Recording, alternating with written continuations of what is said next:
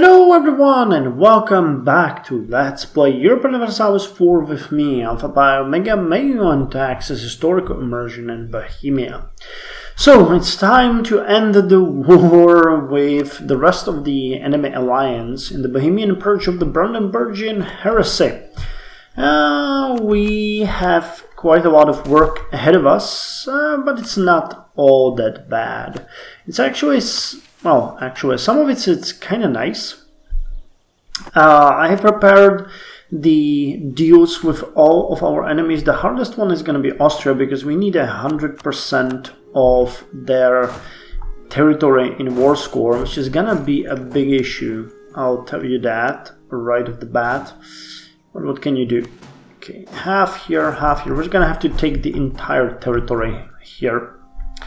Where's our armies? You guys are here. I had a break, so I need to get back into this. Utrecht. Okay, we got Utrecht coming in next. Okay. Utrecht's gonna be fine. They're gonna lose this province, the capital, and we're gonna piece them out. Then we can focus on Lorraine, which we should be already sieging, if I'm not mistaken. Where's the other army? Yes. Okay. Sieging that as well. Come on, give me Utrecht. I don't really want to see you not take it. Okay, awesome. So Utrecht is going to go. So the deal with Utrecht is simple. They will accept our religion, transfer trade power to us, give us war reparations, and they will release the nation of Erfurt, which is in our neighborhood. So they're negotiating for themselves. They're going to give us 15 gold. I am happy with that. So with the exception of Lorraine and Brandenburg, that's the only enemy that we had. Brandenburg, as you know, is completely occupied, so we're just gonna focus on Austria now. All of our armies need to go there. I've seen an Austrian army marching up here, yes. I think that's gonna be the last of their units, correct? Yes, with the exception of Lorraine, that's the only army that they have. Actually, you guys might want to go deal with them. Marching somewhere north, so if you can keep an eye on them and just attack them, you're going to continue with the siege of Lorraine. We're sieging your territory here. Can't we get the Swedish copper? No. Okay.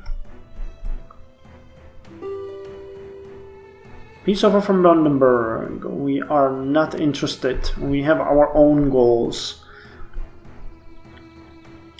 So come on, Lorraine. We need you to fall. I'm gonna speed it up a bit. Let's see where these guys are going. Are they gonna... They're probably going after Lebus, if I could guess. Okay, we conquered most of the enemy provinces here. I think Lorraine has been beaten as well completely. Yes, so they will give up their claims in Savoy and in Strasbourg. They will transfer trade power, give us war reparations, will force religion on them. And we can't ask for 4 gold, but we can ask for 3 gold, which is enough. They're negotiating for themselves. And we are done. Awesome.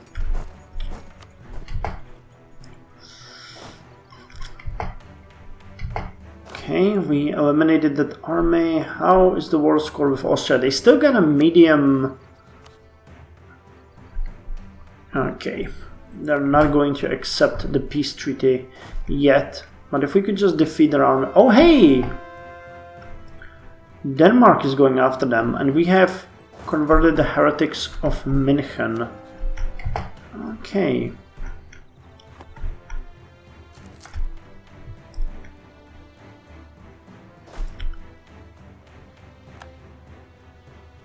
Okay, let's see where they're gonna go.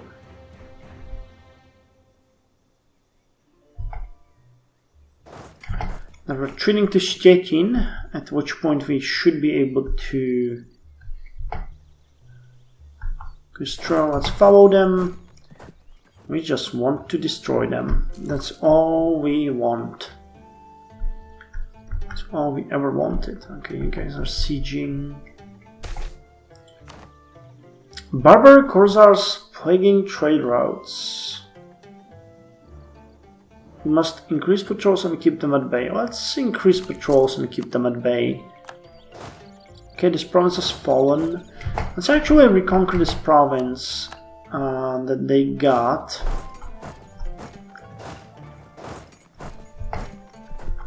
And you keep retreating.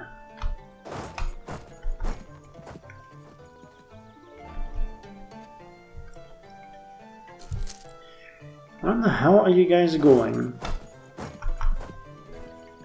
Domestic copper supply lost. Oils shifts to Silesian. Awesome. Haha. Would you believe me that I don't actually know what oils is called in Czech? I'll have to check that. Siege of Wasserburg is over. Awesome, so let's go to Tyrol. Where the hell are you guys going? This is Burkina Nassau.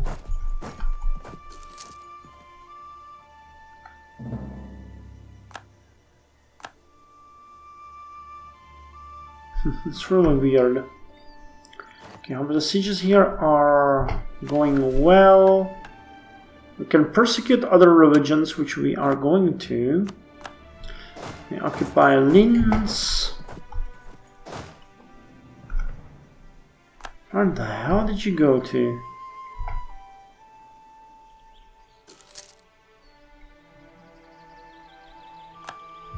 Are they involved in 2 wars? Oh, yes, they are. Okay. So what's the deal with you right now? Oh, 101%. Unreasonable demands. Demands exceed war score. Yes, I know. If we remove the gold... we'll see. We can take over everything and then we'll see.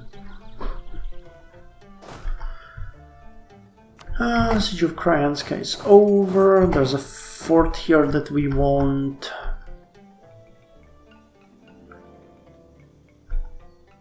Okay, these 2 will fall soon. So that's good to know. Temperatures return to normal.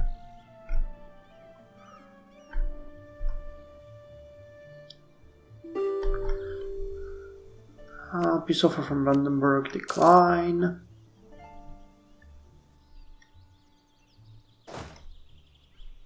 Okay, I really don't know where the enemy army is. There's a small army here. Oh, come on, München. Again. Okay, Tyrol has been taken over.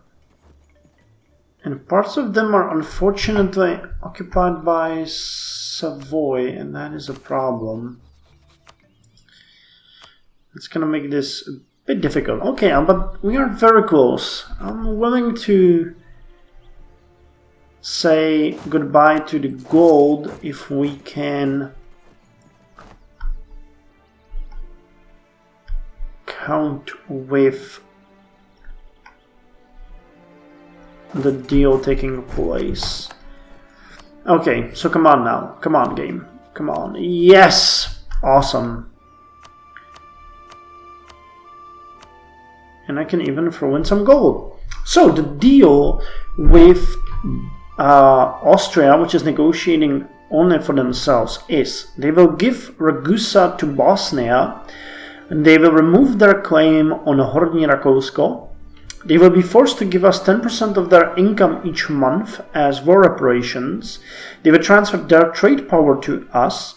They will pay us 40 gold, and we get 29 of that. And the peace is for 18 diplo power.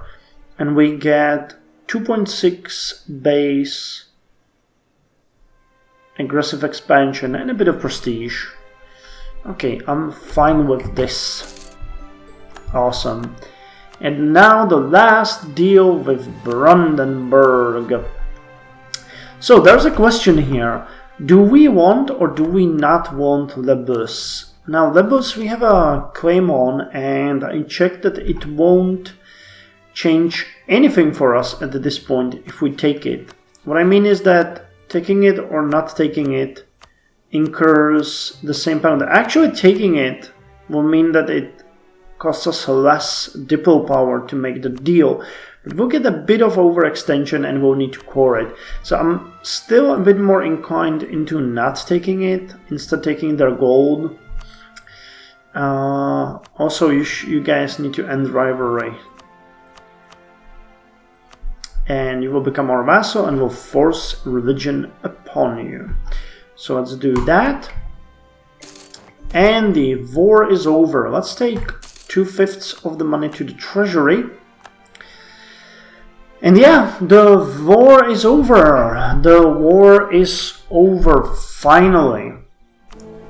Unfortunately, we still can't use the imperial authority, but as you can see, we have pretty much raped everyone in the war who wasn't already Christian. So, or Christian, I mean Catholic, to be quite honest. Army Koroska. Actually, it might make sense.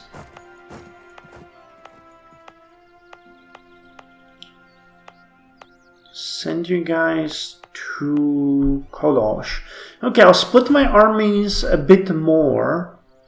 We'll have Moravské vojsko, we'll have Armada Koroska, which will be located in Kolosh. I'll have Královské vojsko in Praha, and the last... Okay, they're all coming home. Cool. So let's get rid of the forts that we have. And let's lower the army maintenance, which means we get 44 gold every turn. The war exhaustion, as you might know, is super high right now, and we are unfortunately having way too many relations. Yes, unfortunately that's the case. But our heir, Boleslav, even though that he's indulgent, will have diplomatic skill 5, so we'll have 9 diplo power. It's actually pretty cool. It's actually pretty cool. How's the Pope doing? How is the Pope? Let's use a bit of our people influence. Meeting trades to Antwerp. I don't think I can see his current... I don't think I can see his current papal influence. No, I don't think so. I don't think so. Okay, never mind. So armies are moving back. How are we doing on technology? We'll get the petition of rights very soon, and we are going to get the shock cavalry very soon, which is good. Also, we're gonna get quite a lot of money very soon. We're getting quite a lot from the war reparations. I think Austria will pay us even more as time goes by. How's the trade? 38. Yeah, we plundered quite a lot, honestly, but still we're doing pretty well. How's Ottomans doing? Still allied with France, unfortunately. Austria wants military access, and we don't want to give it military access. How many troops can I get? Quite a lot.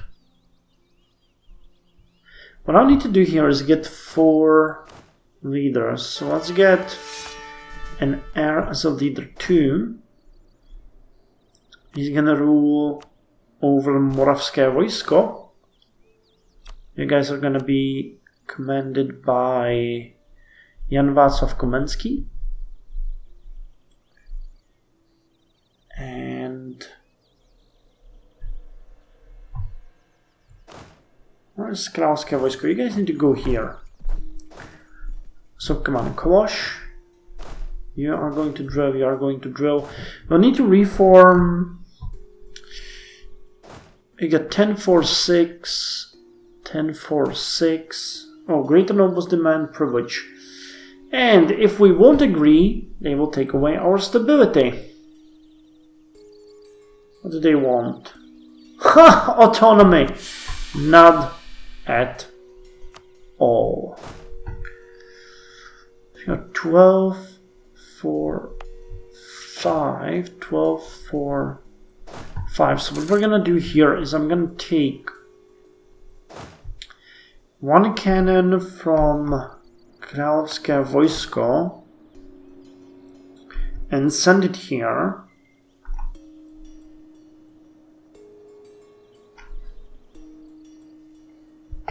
Okay.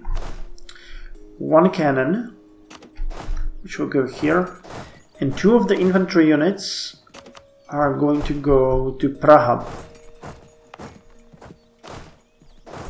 So 14-4-4 in Praha, and 3 additional armies in our territory to curb any attack. And we can get more units for our actual main army. Now, can I get... Nope.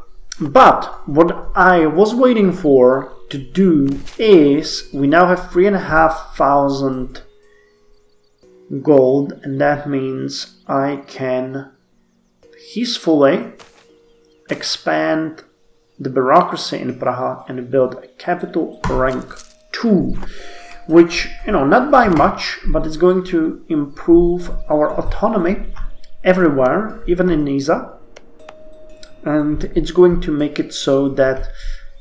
Wait, what the... Oh, the unrest. Exception record year, modern minimum communication efficiency. Oh yeah, centralization. They're pissed. What can you do? But yeah, we're having the capital level 2 here, which gives extra 5 urban gravity and extra 10% urban gravity modifier. So the urban gravity in Praha is going to get to somewhere like 520 and then 10%, so 520, 530,000. We're still not the biggest city on the continent, which is still Constantinople, but we are almost there. Almost there. Well, we can now take the 2 new technologies. The first one, shock cavalry. Shock cavalry, level 33 military. Beginning with Gustavus Adolphus, cavalry began to adopt thinner lines on a 6-man deep. This dramatically increased their effective firepower and allowed for shock tactics. Combat width increased by 2. The maneuver value of your units is increased by 15%, and cavalry shock increased by 0.25, and we get 2 new units that we can have.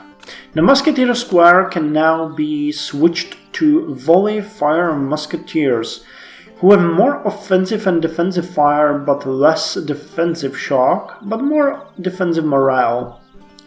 During the 30 Years' War, Sweden's King Gustavus Adolphus revolutionized warfare by training his musketeers vigorously in a new tactic. Instead of using countermarch tactics, the troops are trained to stand in a free line, so that at any time one line was kneeling, one line was crouching, and one line was firing at the enemy.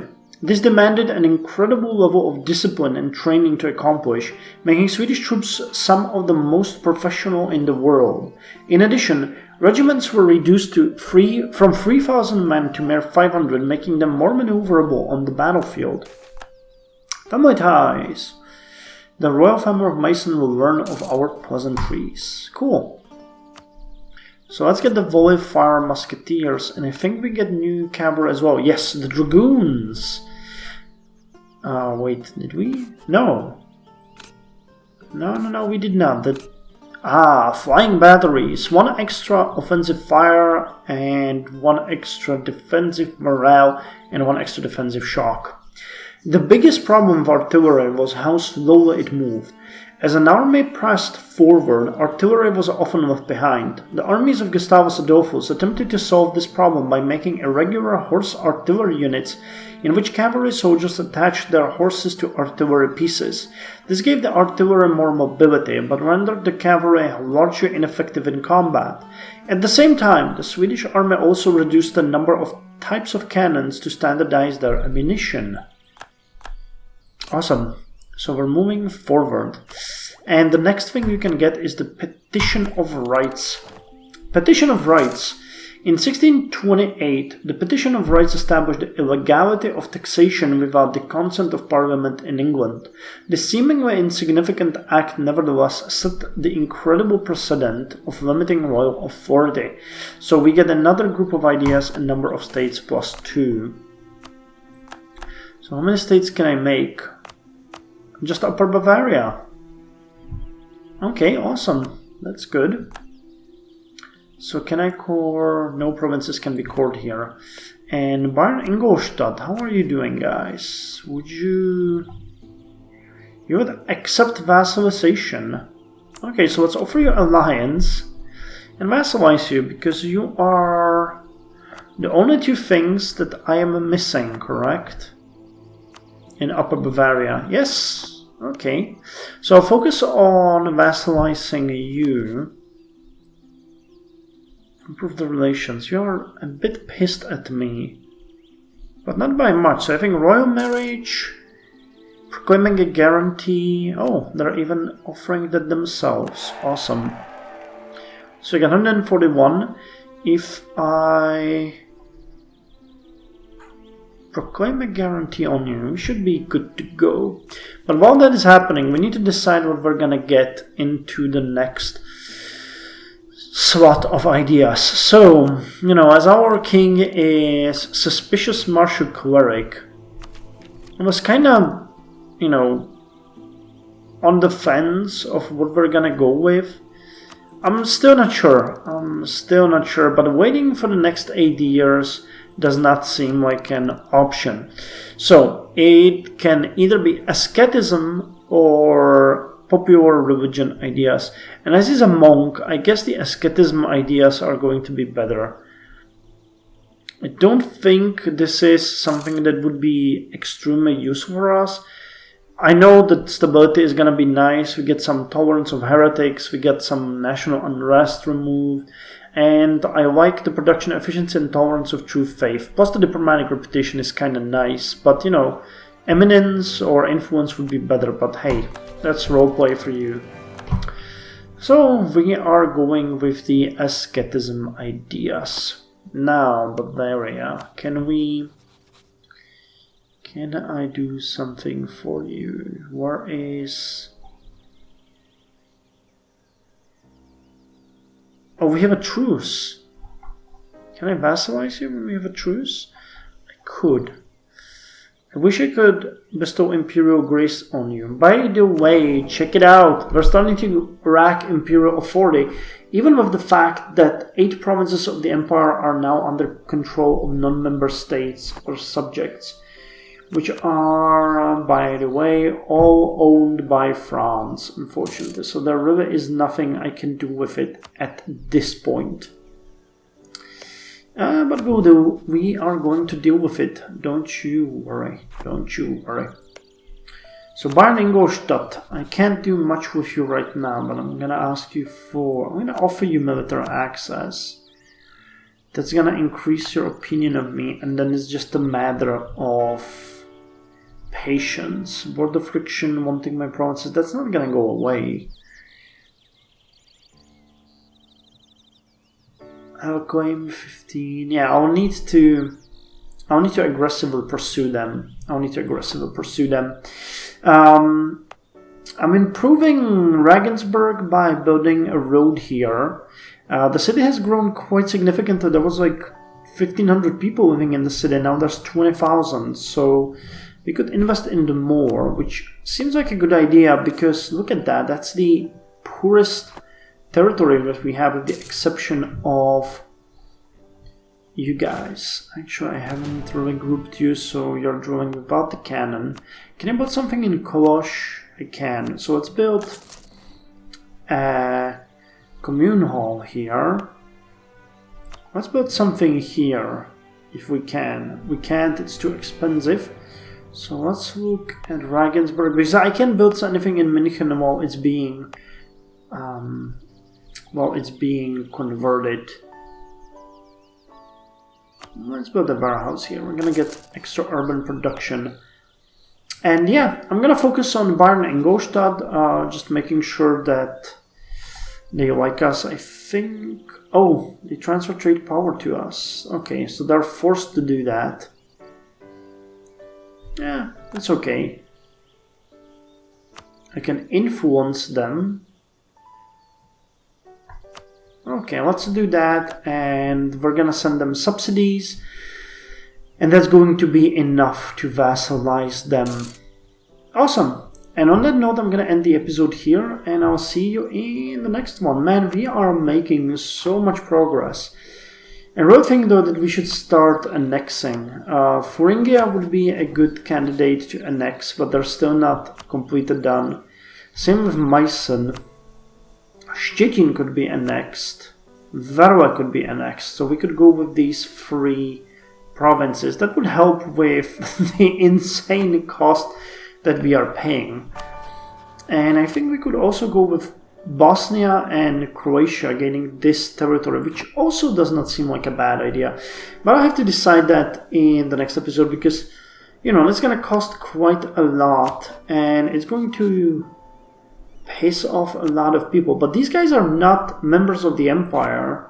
So if we started, for example, with Croatia, and these guys, that would be 2, and then these 2, that could work. So, thank you for joining me, and I'll see you in the next one.